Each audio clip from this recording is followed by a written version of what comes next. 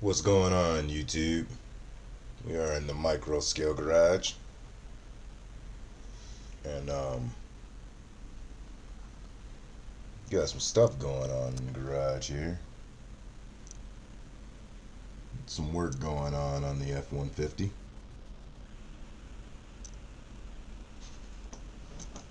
And what I want to talk about was just like in the vlog in the last video. Well, as you can see there, the other halves of the drive shafts are hanging down up underneath the truck. I want to talk about those drive shafts and that half shaft that the one mechanic right here is holding. I went to go put the new drive shafts that I had bought for Kristine's truck, and they don't come in the metal case. They come in one of these packages like this. Oh, he fell over. Too heavy for him. Alright, the 3.2s. These right here are longer and skinnier than the 3.2s, see, that you get out of here. Now the ones in the metal case for the Orlando Hunter, on the axles itself, it was supposed to be 3 millimeters, so I had to take the 2 millimeter part and I had to drill it out some.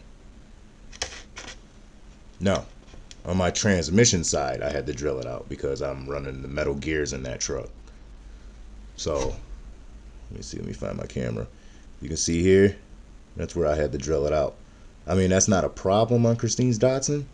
It's just this tube here, the female tube, is shorter than the ones that come in that package, and this metal here is a thicker diameter. Like, this tube itself is way thicker, because we're gonna go ahead and order whatever axles. Now let's take a look at her truck.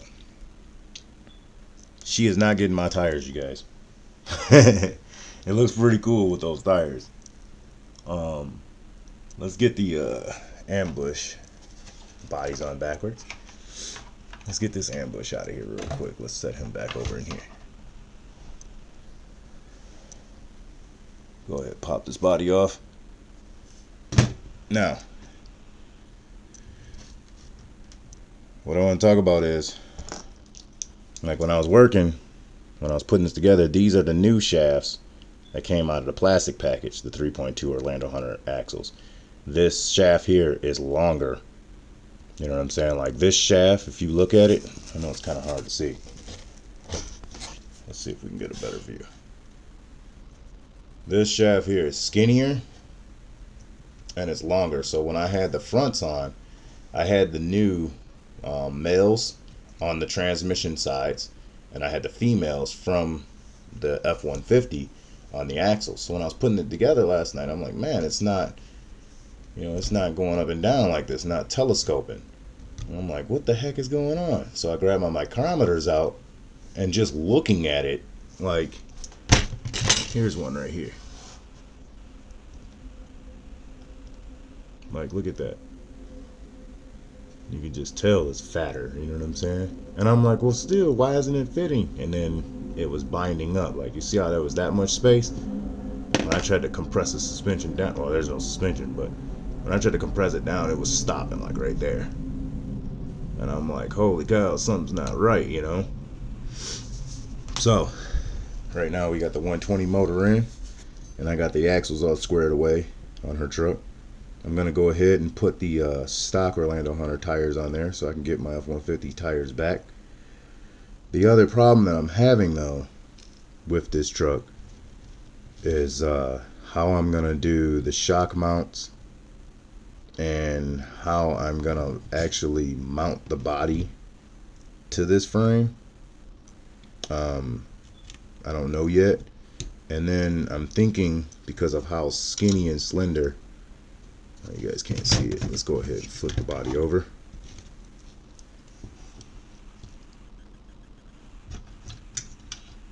Because I want to mount it. Oh, technical difficulties. Here we go.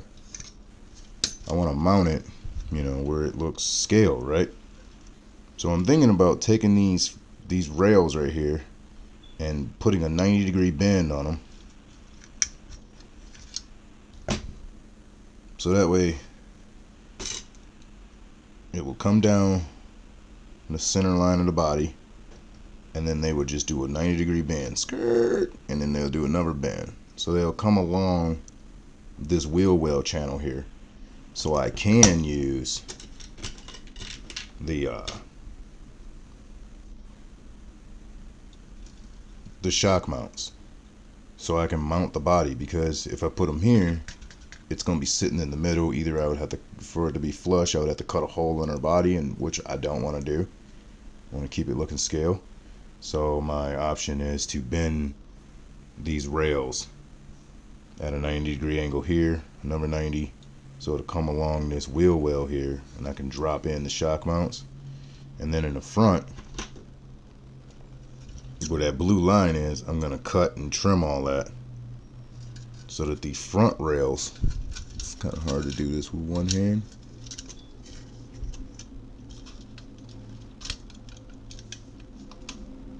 these front rails will sit, you know, in there nice and flush.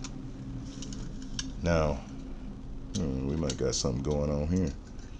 Maybe I can leave that like that and just get some of those standoffs from like the drone chassis and make little standoffs that'll go from here to here. But now how would I mount the shocks? See, that ball stud is coming in at an angle, at a hard angle. So that means here, and here, those shocks are going to be at a bad angle. They might not compress right, because that's the problem that I was getting with the ECI, because I had to make custom shocks so that way the truck can articulate, because it was at such an angle, and I don't want to make that same mistake with this build. But we might end up doing that. We might end up going at a cross angle. That actually sounds like a good deal. That way I don't have to bend this frame rail. I can just keep these going straight down the body of the bed. But alright, you guys, I've been getting a lot of questions about this custom build, and I gotta do it, you know. It's been bugging me. I mean, it's gonna be nice. You might be able to get some nice articulation. Yeah, this is gonna be one fun build, and more that I do it, more and more I've been researching, trying to get parts, and I'm like, man, because I wanted 2 sets of metal axles, that way her truck can have metal axles, and the F-150. But I think right now I'm just gonna buy the metal axles for the F-150. I did get some shots the other day. The weather was okay. My back hasn't been hurting that bad, so I was able to get shots of the F-150 the last run with the plastic axles. But I think this truck is going to be nice. It's gonna, man, it might perform pretty good, you know. Let me know in the comments, you guys. I'm sorry about saying a whole bunch. I'm just trying to think of things to say. Oh my gosh, there I go again. We're gonna get this going, you guys. We're gonna use the stock F-150 shocks here. I have to order, because when I was taking off the axles, I broke one of the shocks, one of my low-C dirt tire shocks.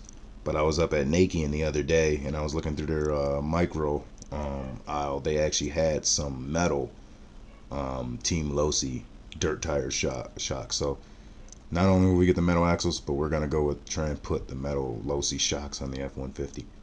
So that's gonna be epic. So stay tuned to episode 4. It might be a while for episode 4.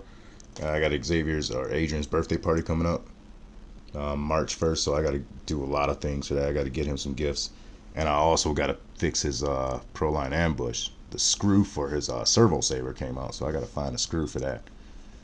But yeah, the episode 4 of Micro Garage might be a while, but if I find out new ways of mounting this body, or if I get the paint to paint her body, we'll do episode 4 a lot sooner. Bear with me, you guys. I'm gonna try and do videos. I'll try and get it out, a Micro Garage video, every Friday. If not, I'm sorry, it might be every other Friday, or it might be like every other day, just depending on how I'm feeling. Make sure I'm not depressed or stuff like that. But I thank you guys for like, share, and subscribing. I thank you guys for writing comments. It really helps me out. It makes me feel better. I feel like you guys are like a family. I feel like you guys like the videos that I do. So I'm gonna keep on making these videos, and I'll try and you know, entertain you guys the best way I can. Alright, you guys, like, share, subscribe. Love you guys. God bless. Stay tuned for the next video. Peace out.